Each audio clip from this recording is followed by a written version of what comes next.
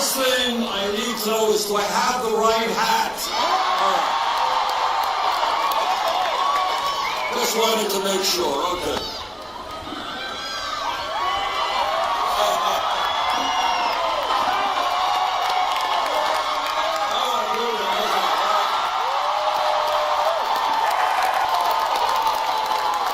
Does this guarantee me the California primary?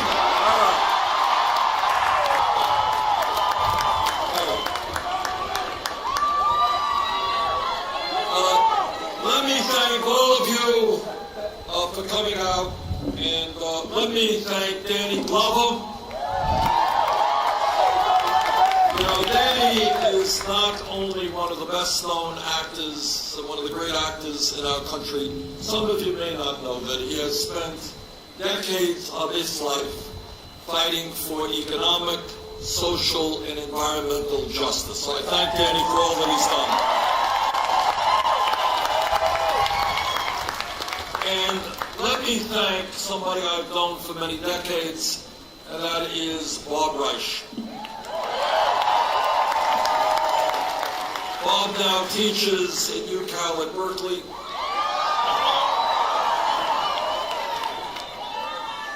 But before that, he was the Secretary of Labor under President Clinton. And he was, in my view, because I was in the House back then, he was one of the great secretaries of labor that this country has ever had. He made it clear which side he was on, and he was on the side of working people.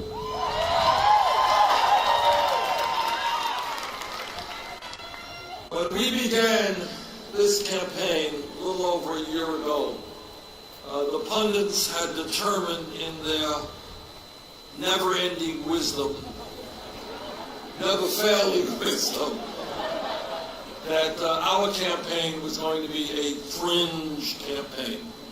Yes, Bernie Sanders combs his hair the way a president should. And it's true, he wears $4,000 suits, that's true. Just kidding. $99, I think, is what it was.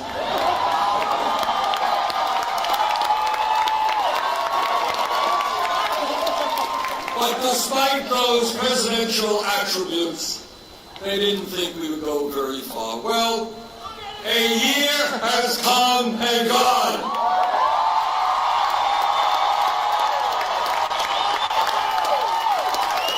And up till now, we have won the primaries and caucuses in 20 states in this country.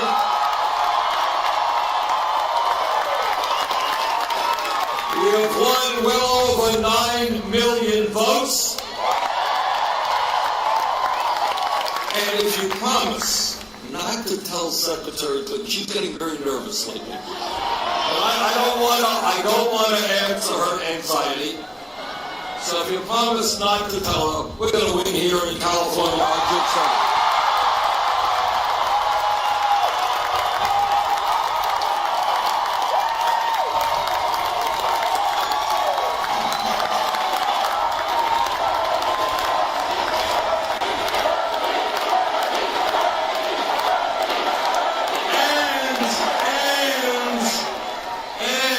There is a large voter turnout, we are going to capture a very good majority of the 475 pledged delegates that are up on June 7th.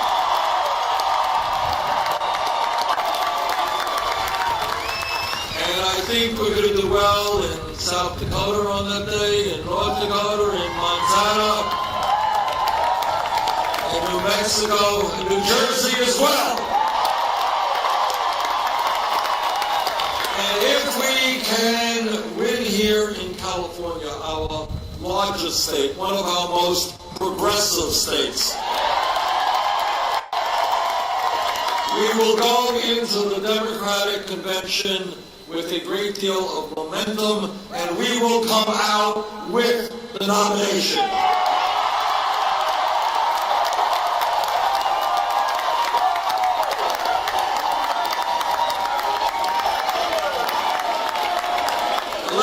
mention something to you that some of you may not know, is that in virtually every national poll and every state poll conducted over the last several months, we defeat Donald Trump.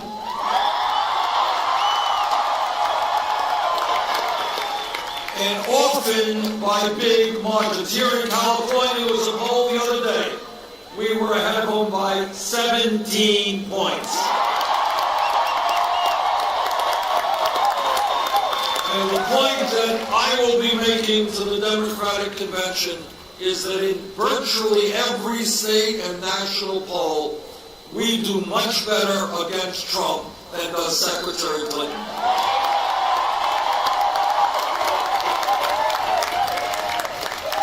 So if the Democrats want a campaign that will make certain that the disaster of Donald Trump will not become president, we are that campaign.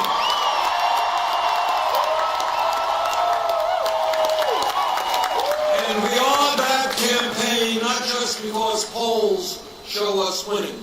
More importantly, it is because of you and millions of other Americans who are now prepared to stand up, fight back, and get engaged in the political process.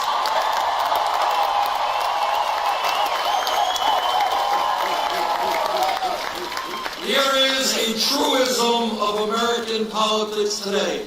When people are demoralized, when they give up on politics, Republicans win because we have low voter turnouts. That's what happened 2 years ago.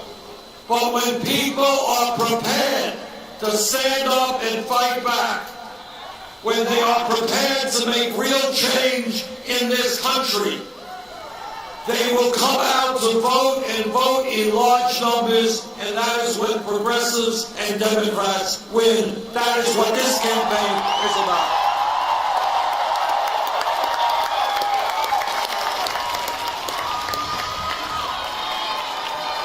Let me mention something else to you which really makes me feel absolutely terrific, and that is that's true too.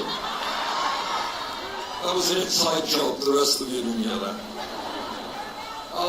And that is that in primary after primary and caucus after caucus, we win often overwhelmingly the votes of young people.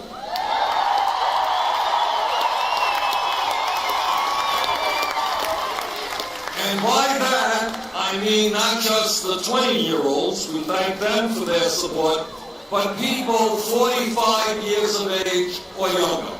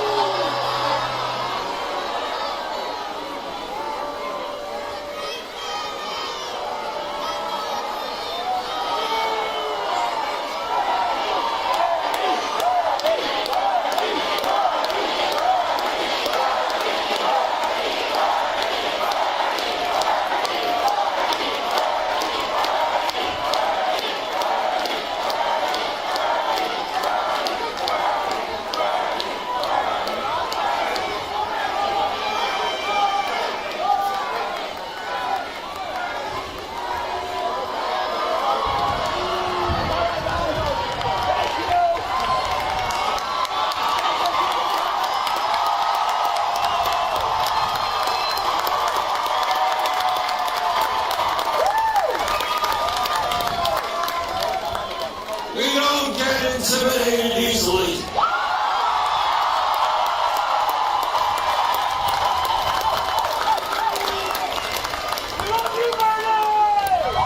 And what is extraordinary about this process so far and winning the votes of young people, it tells me that our message of social justice, economic justice, racial justice, environmental justice,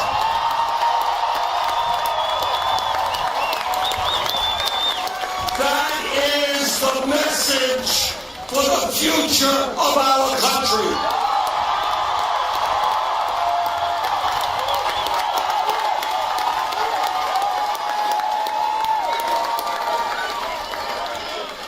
Our message in this campaign is to bring people together. Black and white and Latino and Asian American and Native American. We will never allow the Trumps of the world to divide us up.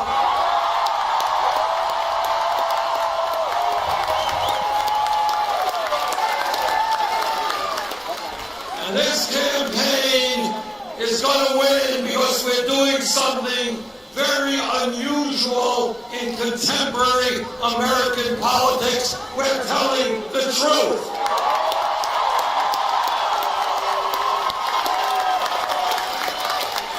And the truth is that today we have a corrupt campaign finance system, which, as Bob Rice just told us, is undermining American democracy.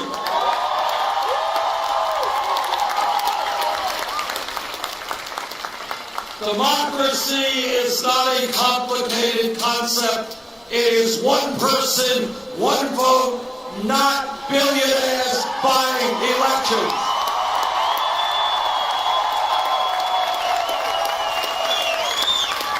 When a handful of billionaires buy elections to elect those who will represent the wealthy and the powerful, that's not democracy. That is oligarchy. We will not accept it.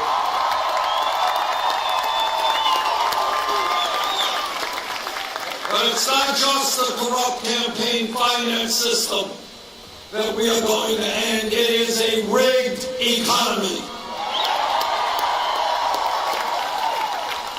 A rigged economy is when today the top 1/10 of 1% now own almost as much wealth as the bottom 90%. A rigged economy is when the 20 wealthiest people own more wealth than the bottom half of America, 150 million people. A rigged economy is when we see a proliferation of millionaires and billionaires, and yet we have single moms in California making $11 an hour, unable to provide for their kids. A rigged economy is when we have veterans who put their lives on the line for this country, sleeping out on the streets of San Francisco. A rigged economy is when CEOs make $40 or $50 million a year and then take away the health care benefits of their workers, their pensions, and lower their wages. That's a rigged economy. A rigged economy is when large corporations making billions a year shut down factories in America and move to low-wage countries, throwing millions of Americans out on the street. Together, we are going to create an economy that works for all of us, not just the 1%.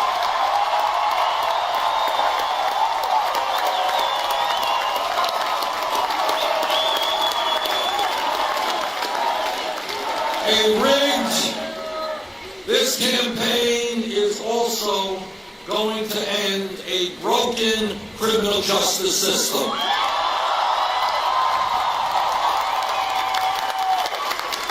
Every person in America should be extremely embarrassed by the fact that we have more people in jail than any other country on earth.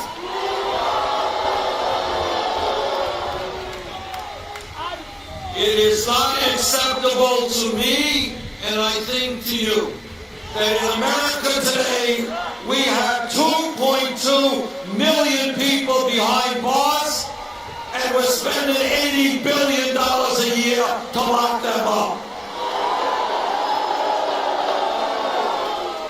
In inner cities and in rural communities, we have unemployment rates for young people of 30, 40, 50%. And when kids are hanging out on street corners without jobs and not being in school, bad things can happen. That is why I believe we should invest in our young people in jobs and education.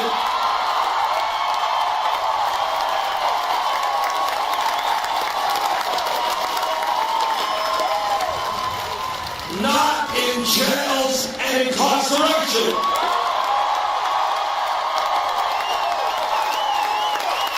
I want and you want our kids to be in school or working at meaningful jobs, not rotting in jail cells.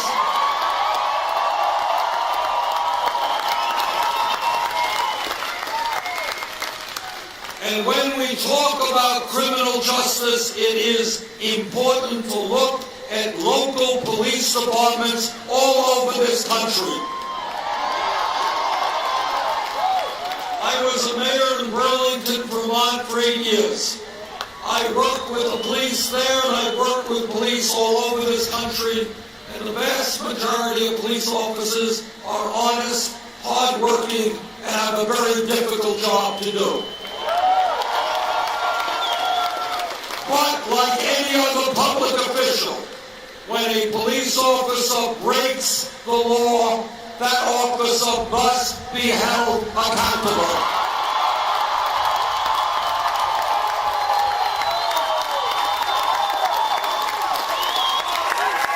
We need to demilitarize local police departments.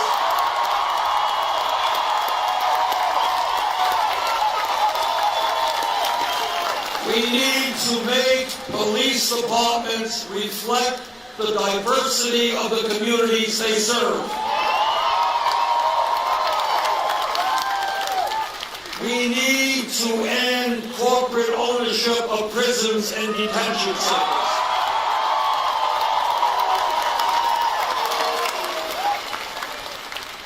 We need to change law enforcement culture all over this country so that the use of lethal force is the last response, not the first response.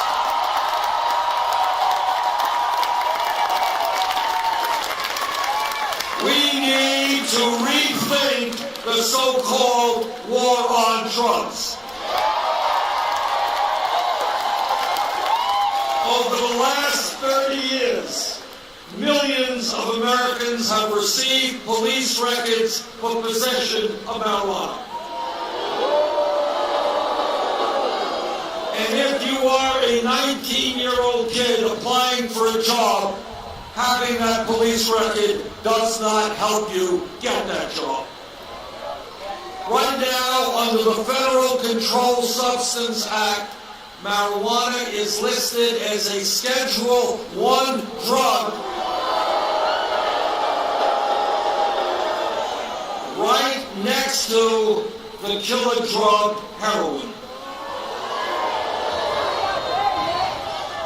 If elected president, we will take marijuana out of the Federal Controlled Substance Act.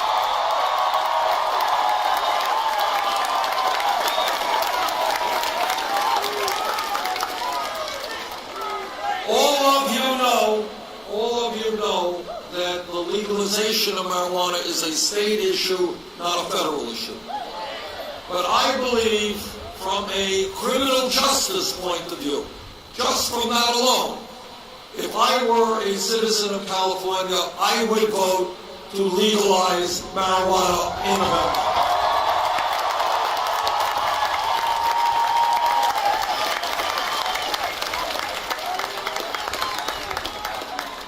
This campaign also understands that when we talk about drugs, we all have got to appreciate we have a major crisis in this country in terms of opiate and heroin addiction. This is a major issue that we cannot afford to ignore because every single day people are dying of drug overdoses. In my view, we have got to be smart in how we deal with substance abuse and addiction. And that means we have to treat that problem not as a criminal issue, but as a health issue.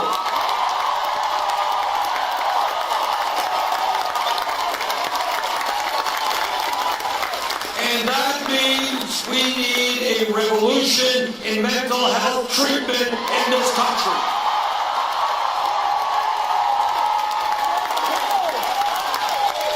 When people are in mental health crisis, they need treatment now, not 6 months from now. And by the way, that is not only dealing with addiction and substance abuse. We got thousands of people in America, sad to say, who are walking our streets who are suicidal and some are homicidal. They need treatment today, not next year.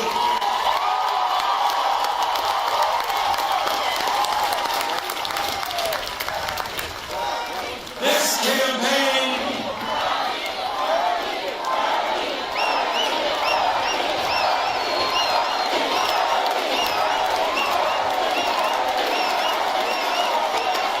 campaign is listening to ordinary Americans, not wealthy campaign contributors.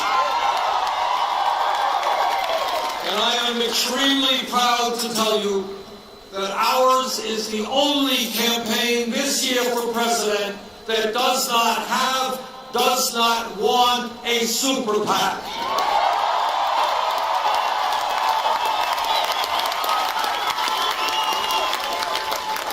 We do not represent Wall Street or the billionaire class. We don't want their money.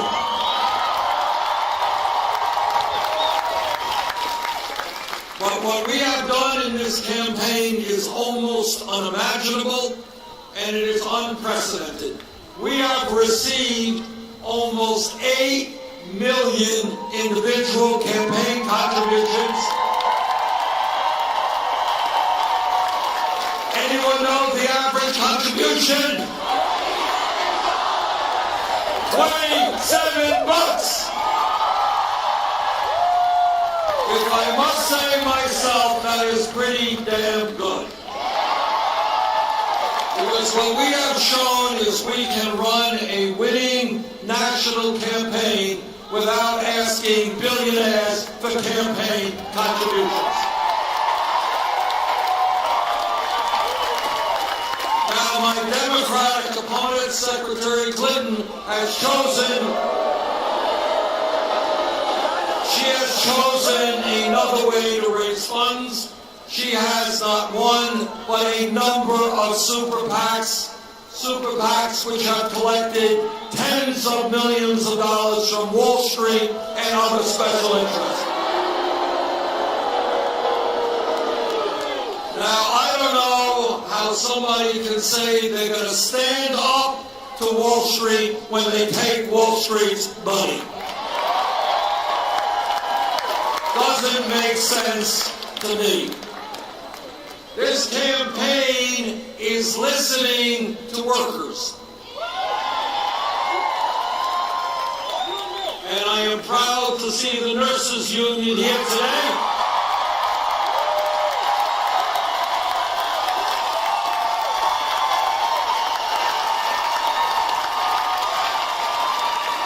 And I'm proud to see some CWA members here today. Many of the other unions who have supported our campaign. And what workers all over this country are saying is they can't make it on $10, $11 an hour. They can't make it on the $12 an hour that Secretary Clinton wants to see. Workers in this country want and deserve $15 an hour.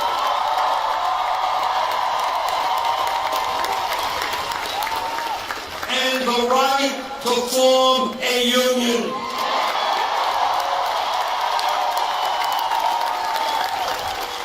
This campaign is listening to senior citizens and disabled vets.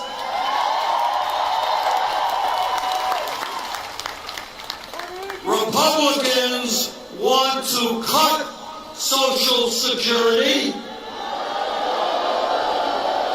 We're not going to cut Social Security. We're going to expand Social Security.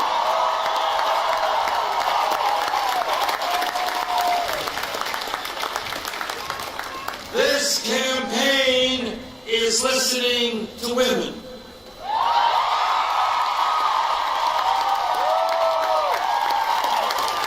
And women are telling me in America they are tired of working for 79 cents on the dollar.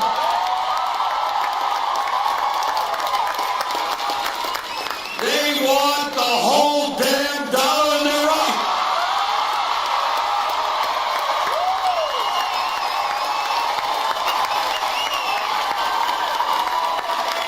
And I know that every man here today will stand with the women in the fight for pay equity.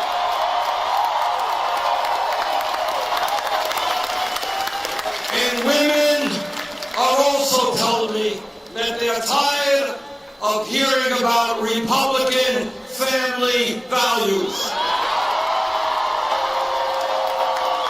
Because we all know what Republican family values mean, and that is that under the Republican doctrine, no woman here in California or in this country should have the right to control her own body. We disagree.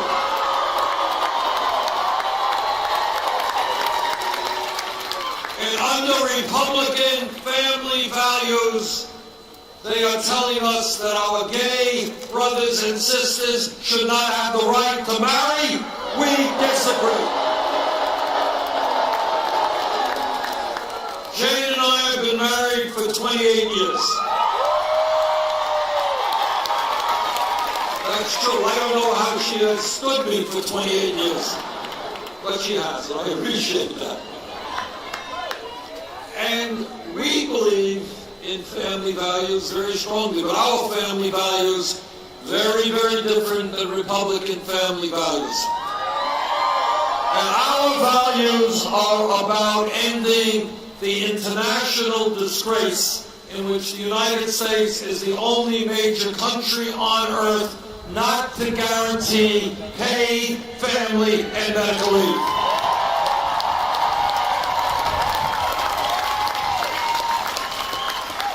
This campaign is listening to young people.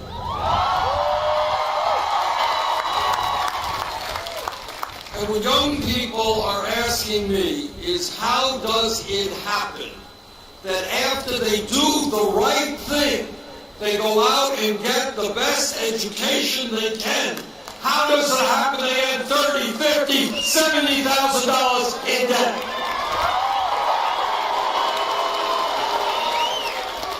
Think about it for a second. That is absolutely crazy. And if you think outside of the box, you say this to yourself, wait a second.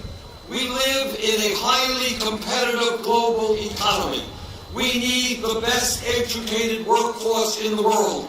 We have got to make sure that all of our people, young people, people in a changing economy, get the educations they need to do the jobs that are out there.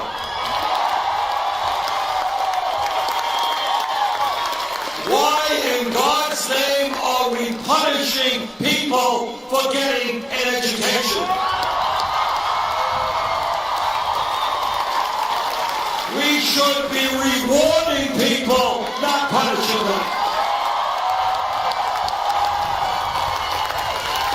Now, I grew up in a family, didn't have a lot of money. My parents never went to college. And that is the situation with millions of kids today. I want to see in America every child, regardless of the income of his or her family, If that kid does well in school, if that kid takes school seriously, I want to see that child being able to get a college education regardless of the income of that family.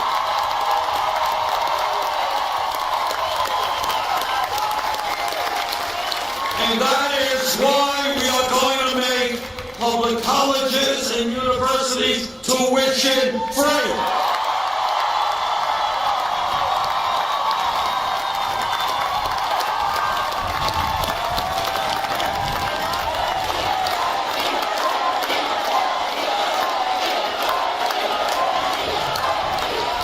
That is what America is supposed to be about. That you can get all of the education you need regardless of the income of your family. How many people here are carrying student debt right now? Whoa. It's a lot of people. For those millions of people who are carrying student debt, what we will fight for is to allow those people to refinance their loans at the lowest interest rates they can buy.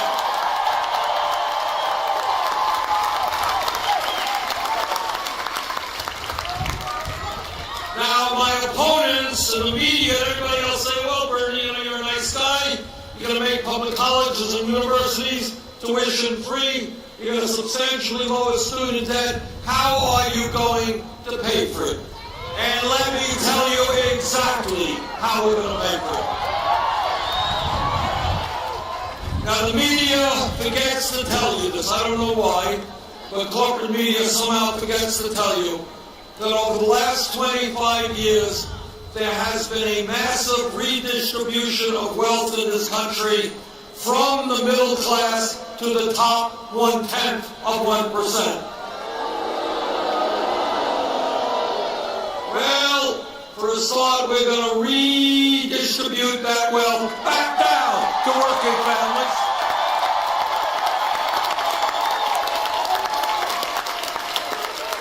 And second of all of you know that after the greed and the recklessness and the illegal behavior of Wall Street helped destroy our economy, leading to millions of Americans losing their jobs, their homes, and their life savings, against my vote, Congress bailed them out. Well, I think it's time for a tax on Wall Street speculation.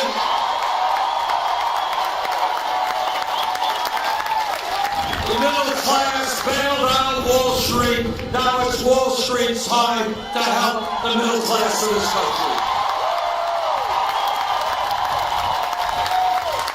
Oh, and by the way, while we're on Wall Street, I think it is time to break up the major banks in this country.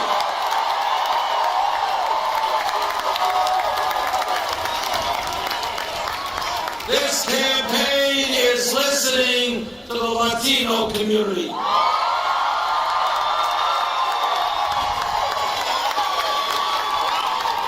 There are 11 million undocumented people in this country, and every single day, I just met with farm workers yesterday, every single day, undocumented people are being exploited, they're being cheated, because when you don't have any legal rights, you can't stand up and take on your employer. The time is long overdue for us to pass comprehensive immigration reform and a path toward citizenship.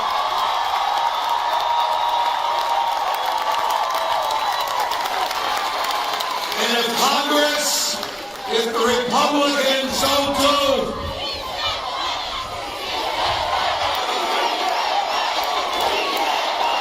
yes, we can. And if the Republicans don't do their job and repair a broken immigration system, I will use the executive powers of the White House to do all that I can. We have got to end the current deportation policies. Our immigration policy is to unite families, not to divide them.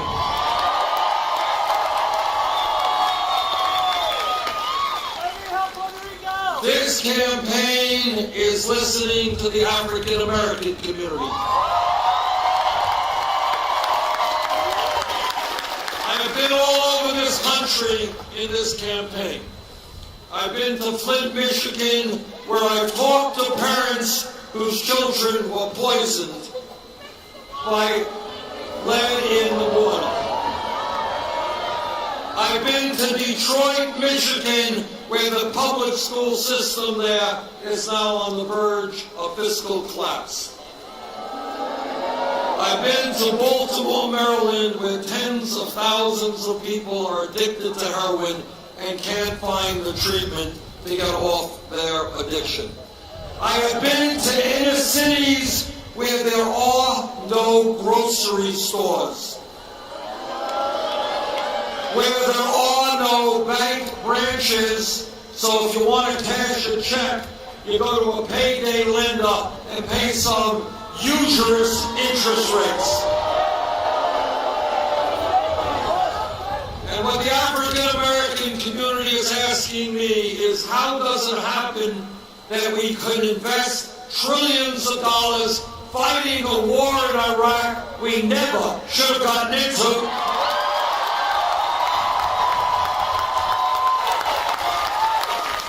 But somehow we don't have the funds to rebuild the inner cities of this country. Together we are going to radically change our national priorities.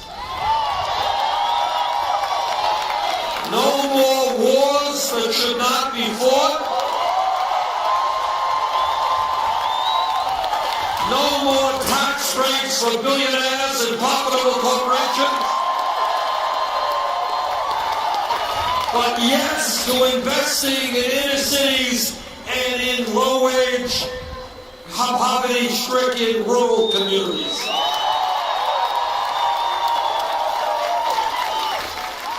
And this campaign is listening to a group of people whose pain is almost never heard from, and that is the Native American people.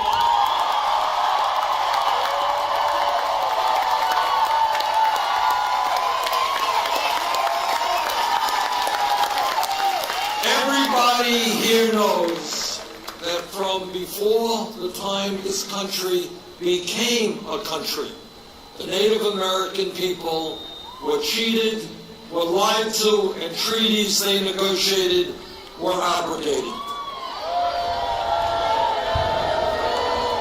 And the truth is that our culture today owes the Native American people a debt of gratitude that we can never fully repay.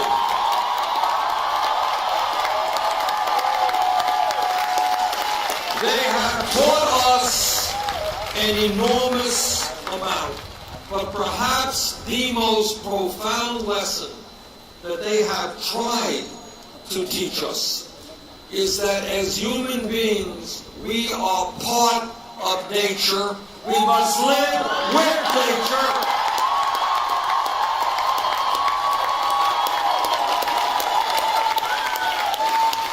And that if we continue to destroy nature, we are destroying the human species.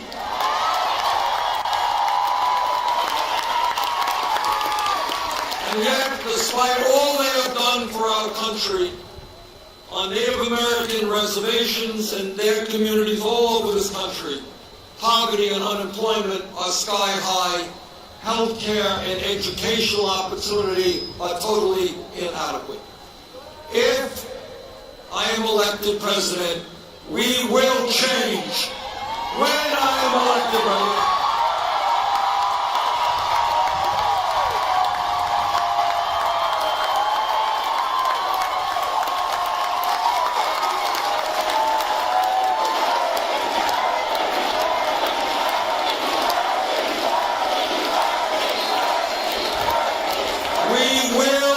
change the federal government's relationship to the Native American community. Now, I am a member of the U.S. Senate Committee on the Environment. And in that capacity, I have talked to scientists all over this country and all over the world. Now, I recognize that all of the scientists who have studied this issue for decades are not quite as smart as Donald Trump. I got that. Because I know that Donald Trump, after years of intensive study, has concluded that there is no drought in California.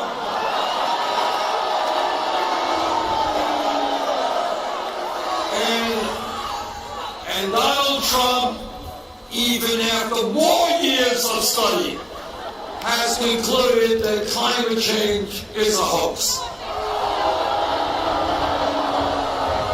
See, now, I was like shocked to hear that Trump thought climate change was a hoax. That's what most Republicans think. Pretty pathetic, but that is what they think.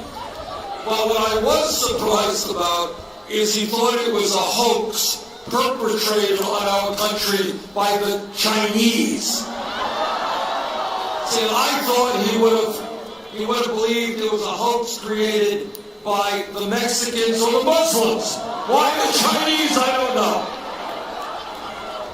But in any case, despite Donald Trump's profound thought on this issue, what virtually the entire scientific community understands is climate change is real, climate change is caused by human activity, climate change is already causing devastating problems, as you well know, in California, here in this country, and all over the world.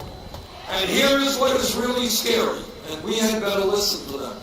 What the scientists are also telling us, that we do not get our act together boldly and in the very short future, what we're going to be seeing is more drought, more flooding, more extreme weather disturbances, more acidification of the ocean, more rising sea levels, and more international conflict as people around the world fight over limited natural resources.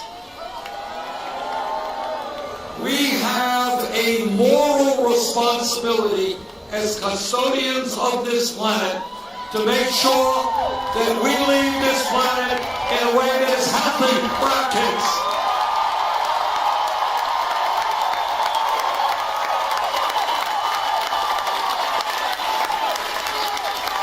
And what that means is having the guts to take on the fossil fuel industry, to transform our energy system away from fossil fuel to energy efficiency and sustainable energy, and to tell the oil and coal companies that their short-term profits are not more important than the future of this planet.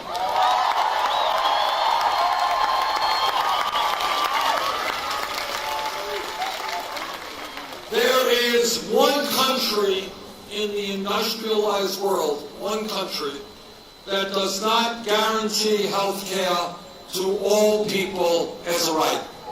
And you are living in that country. In my view, the Affordable Care Act has done a lot of important things, but we need to do more.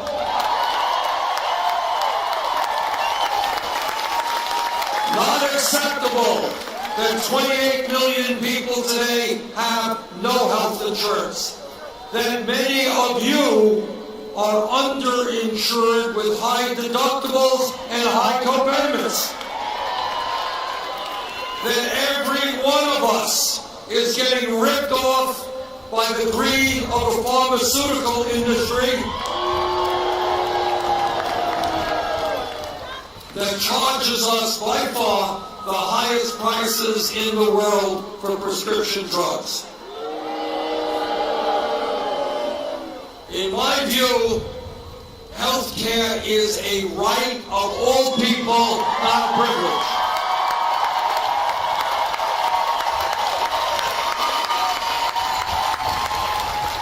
And I am very proud to stand with National Nurses United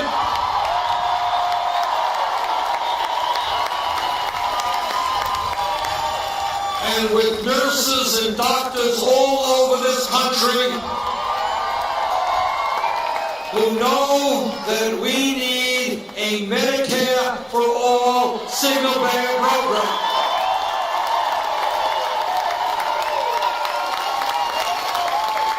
And by the way, when we do that, we're going to save the average middle-class family thousands of dollars a year on their health care costs.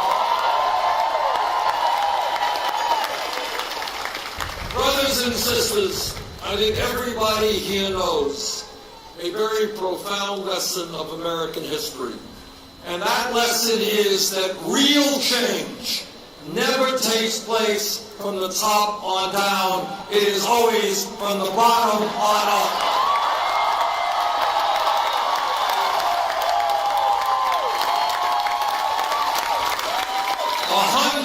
+100 years ago, when workers were forced to work 7 days a week and children were working in factories, the working class of this country stood up and they said, we will form trade unions to protect the rights of workers.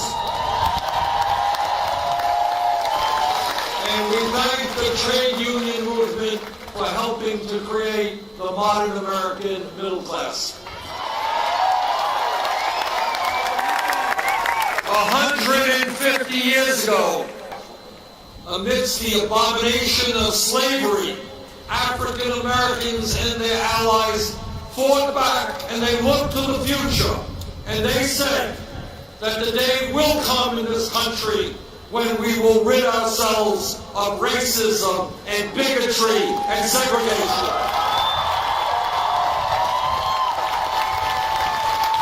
And we will never know how many people died in that struggle, went to jail, were beaten.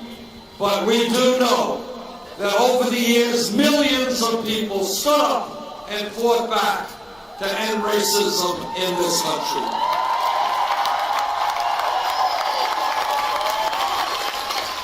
The children often do not know this, but 100 years ago in this country, women did not have the right to vote. They could not get the education or the jobs they wanted. But women stood up, fought back.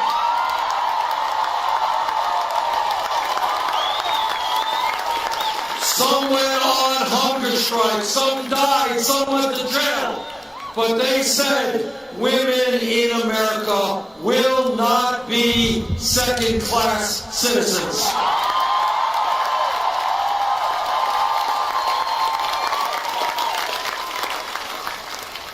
If we were here in Oakland 10 years ago and somebody jumped up and said, Bernie, I think gay marriage will be legal in every state in this country by 2015.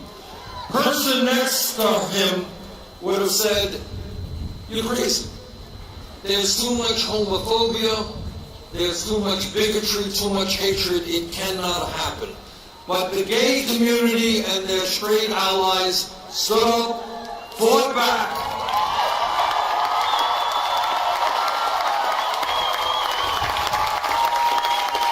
And they said loudly and proudly that in America, people should have the right to love whoever they wanted, regardless of their gender.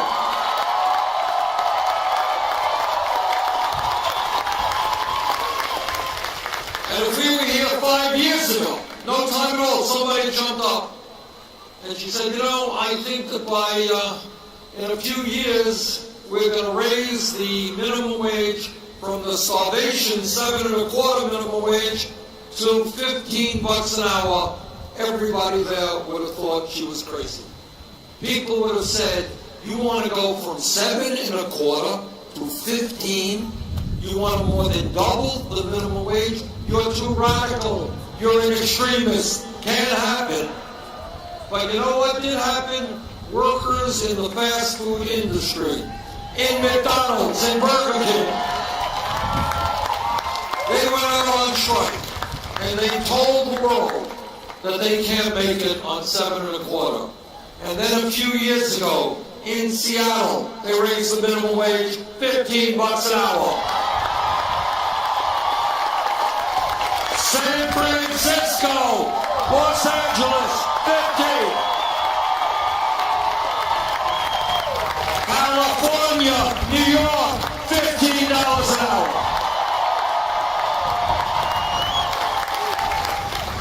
What is my point? My point is that what seems impossible today, in fact, happens when millions of people demand that it happens.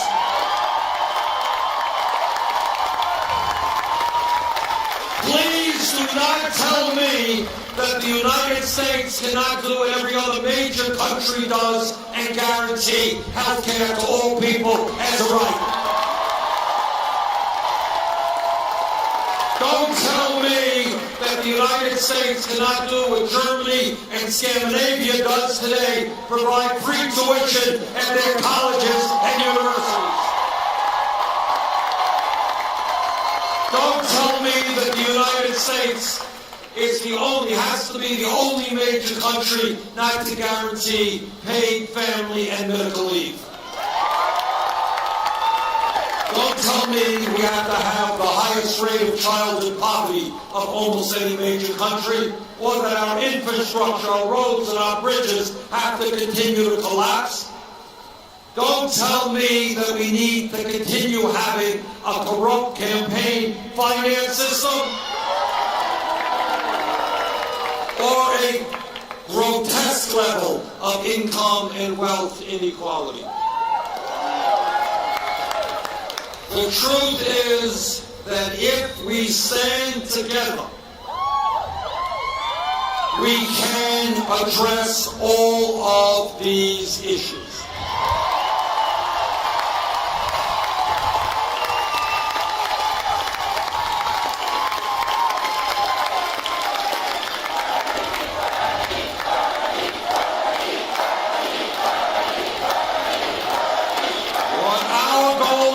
What we have to do is create a government that works for all of us, not just the 1%.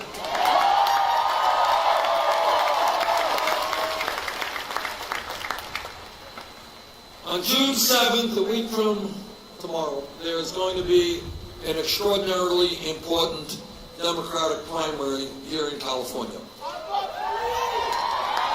It will be the most important primary in the whole nominating process because you have 475 delegates to ask. If there is a large voter turnout, we will win and win big.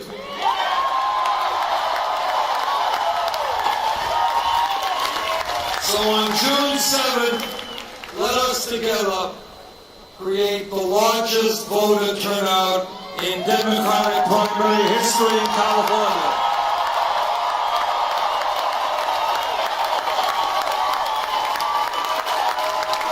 And let this great state, one of the most progressive states in the country, go on record as saying, yes, let's go forward with the political revolution. Thank you all.